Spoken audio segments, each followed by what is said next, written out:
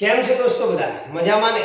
તૈયારી ચાલી રહી છે ને બોર્ડની એક્ઝામની દોસ્તો લાસ્ટ વિડિયોની અંદર આપણે પેપર 16 થી 20 ની અંદર 7 થી 12 નંબરની જે ખાલી જગ્યાઓ આવવાની છે વિભાગ A માં એનો અભ્યાસ કર્યો. આજના વિડિયોની અંદર દોસ્તો આપણે પેપર 21 થી 25 ની અંદર આવતી ખાલી જગ્યાઓ જે 7 નંબર થી 12 નંબર સુધીની 5 માર્ક્સની એનો અભ્યાસ કરવાના છે.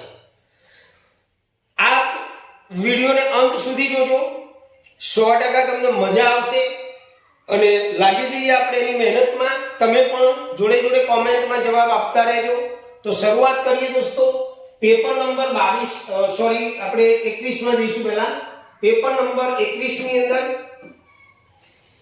તો પેપર નંબર 21 ની અંદર 7 નંબરની ખાલી જગ્યા છે દોસ્તો કે વનસ્પતિ તેલમાંથી વનસ્પતિ ઘી બનાવવા ખાલી જગ્યા ઉદ્દીપકનો ઉપયોગ થાય છે. દોસ્તો બીજી ત્રીજી વાર આ ખાલી જગ્યા આવી છે.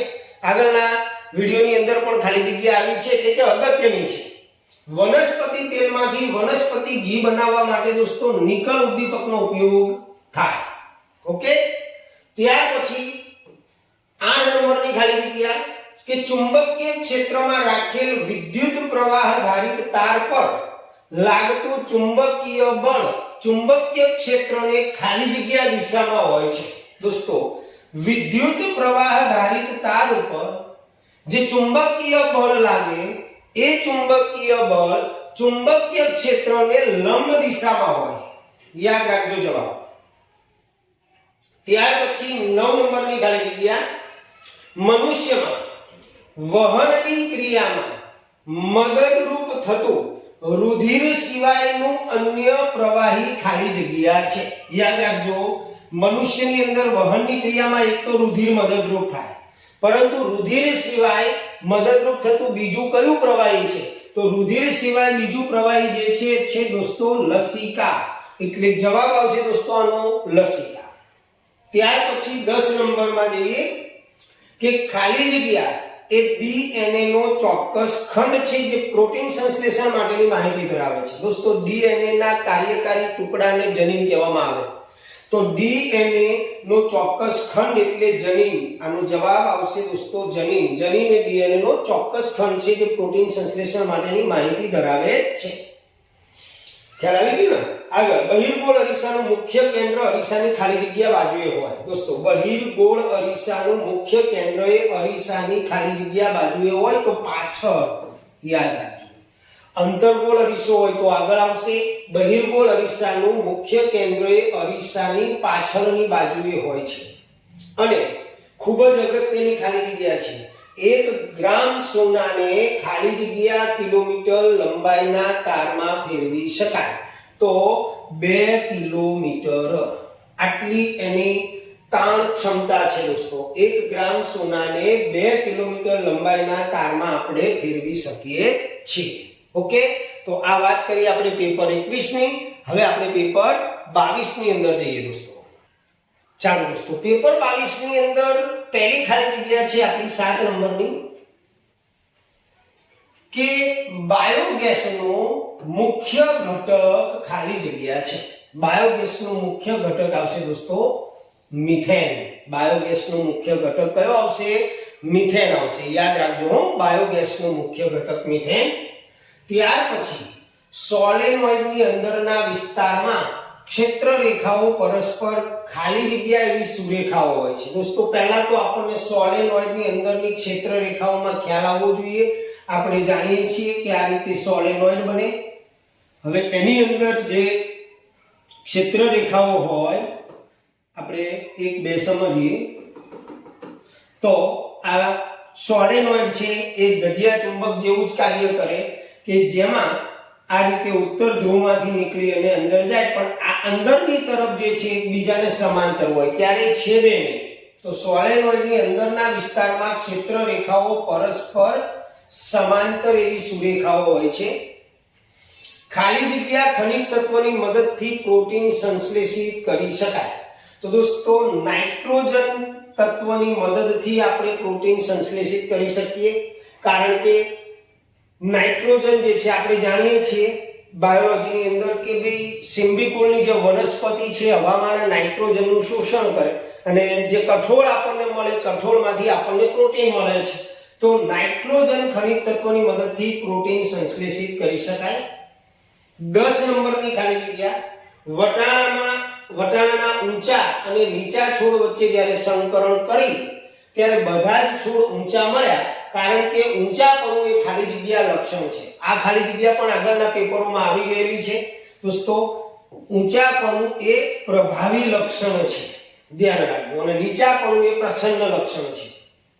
11 નંબર, અંતર્ગોળ અરીસાના મુખ્ય અક્ષમાંથી પસાર થતું આપાત કિરણ પરાવર્તન પામી ખાલી જગ્યામાંથી પસાર થાય છે. દોસ્તો અંતર્ગોળ અરીસો જ્યારે આવે, અંતર્ગોળ અરીસો, ત્યારે મુખ્ય અક્ષમાંથી આપાત થતું આ કિરણ જ્યારે પરાવર્તન પામે ત્યારે એના એ જ દિશામાં રિટર્ન આવે.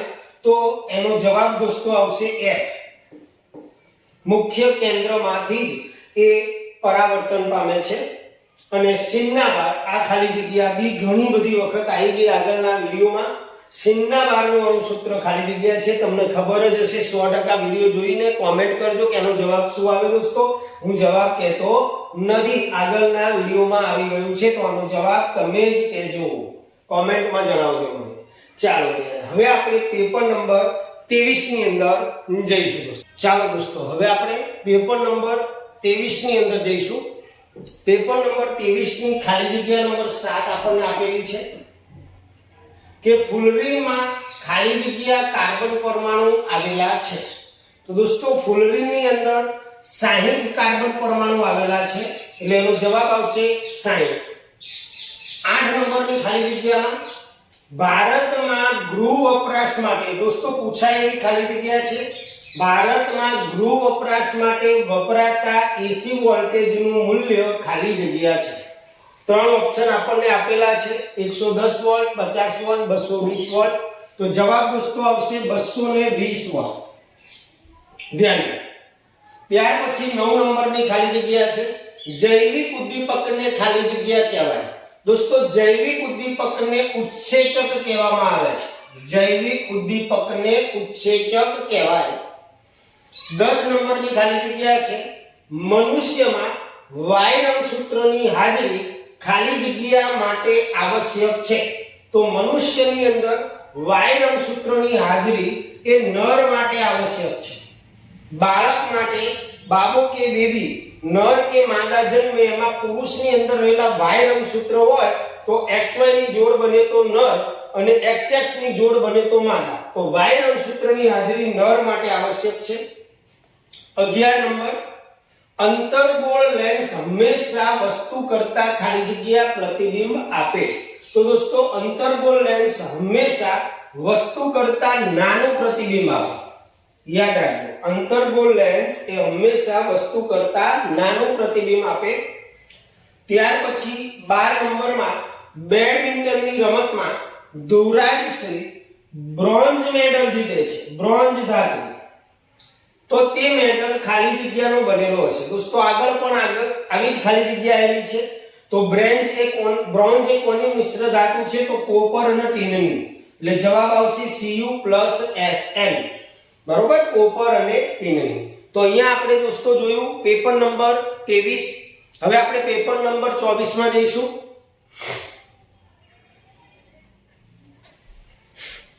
ચાલો દોસ્તો પેપર નંબર 24 માં 7 નંબરની ખાલી જગ્યા છે આપણી. બહુ સરસ ખાલી જગ્યા છે કે ક્રમિક સભ્યો C3H6, C4H8 અને C5H10 વગેરે ઘટકો ધરાવતી સમાનધર્મી શ્રેણીનું સામાન્ય સૂત્ર ખાલી જગ્યા છે. દોસ્તો અહીંયા બે રીતે જવાબ આપી શકાય. એક તો તમે સમાનધર્મી શ્રેણીઓ આલ્કેન, આલ્કીન અને આલ્કાઇન વિશે ભણેલા છો, તો એમાં ક્યાંય આ પ્રકારના સૂત્રો આવતા નથી. તો એના આધારે આપણો એક જવાબ તો ક્લિયર થશે. અને બીજી રીતે અહીંયા કાર્બનના 3 પરમાણુઓ છે, તો અહીંયા આપણે આ સૂત્ર મૂકીએ CnH2n. તો કાર્બનના 3 પરમાણુ તો C3H 2 અને N ની જગ્યાએ 3 તો C3H6 થશે. ઓકે, તો પહેલું આવી ગયું. હવે અહીંયા ચાર પરમાણુઓ છે તો અહીંયા આપણે 4 મૂકીએ C4H2 અને N ની જગ્યાએ 4 તો C4H8 બનશે. તો અહીંયા બીજું બની ગયું. તો આ હિસાબે આ જે ક્રમિક સભ્યો છે એ સમાન ધર્મી શ્રેણીનું સામાન્ય સૂત્ર થશે CnH2n. ઓકે, ક્લિયર કરી અને પછી આગળ વધીએ. વિદ્યુત પ્રવાહ ધારિત વર્તુળાકાર રિંગનું બહુ સુપર ખાલી જગ્યા છે. વિદ્યુત પ્રવાહ ધારિત વર્તુળાકાર રિંગનું ચુંબકીય ક્ષેત્ર તેના અંદરના વિસ્તારમાં ખાલી જગ્યાના વ્યસ્ત પ્રમાણમાં હોય છે. ત્રણ ઓપ્શન આપણને આપેલા છે. જવાબ આવશે ત્રિજ્યા. તેની ત્રિજ્યાના વ્યસ્ત પ્રમાણમાં હોય. જેમ ત્રિજ્યા વધારે એમ ચુંબકીય ક્ષેત્ર જે છે એ ચુંબકીય ક્ષેત્ર ઓછું અને જેમ ત્રિજ્યા ઓછી એમ ચુંબકીય ક્ષેત્ર વધારે. ત્યાર પછી માછલીનું હૃદય ખાલી જગ્યા ખંડોનું બનેલું હશે. દોસ્તો તમને ખ્યાલ જ હશે માછલીની અંદર એક કર્ણક અને એક ક્ષેપક આવે એટલે કે માછલીનું હૃદય એ દ્વિખંડી અથવા તો બે ખંડોનું બનેલું હોય છે.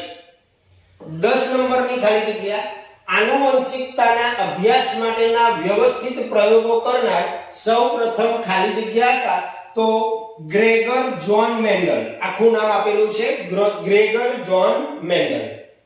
ત્યાર પછી 11 નંબરની ખાલી જગ્યા ઘણી બધી વખત પેપરમાં આવી ગઈ છે એટલે એ દ્રષ્ટિએ અગત્યની છે કે લેન્સના પાવરનો એકમ ખાલી જગ્યા છે. તો લેન્સના પાવરનો એકમ દોસ્તો ડાયોપ્ટર છે, યાદ રાખજો. અને લાસ્ટ 12 નંબરની ખાલી જગ્યા નિષ્ક્રિય વાયુની બાહ્યતમ કક્ષામાં 8 ઇલેક્ટ્રોન નથી. નિષ્ક્રિય વાયુઓની અંદર દોસ્તો helium, neon, krypton, xenon, radon આ બધા નિષ્ક્રિય વાયુઓ છે કે જેની અંતિમ કક્ષા જે છે એ ઇલેક્ટ્રોનથી સંપૂર્ણ ભરાયેલી છે. હવે આપણને જાણીએ છીએ કે આમાંથી કયો એવો નિષ્ક્રિય વાયુ છે કે જેમાં એની જે છેલ્લી કક્ષા છે એમાં 8 ઇલેક્ટ્રોન નથી. તો દોસ્તો એની અંદર જવાબ આવશે હિલિયમ.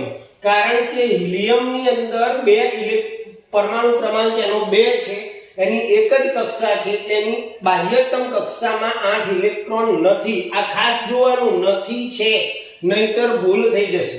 ઓકે, તો અહીંયા આપણે પેપર નંબર 24 જોયું.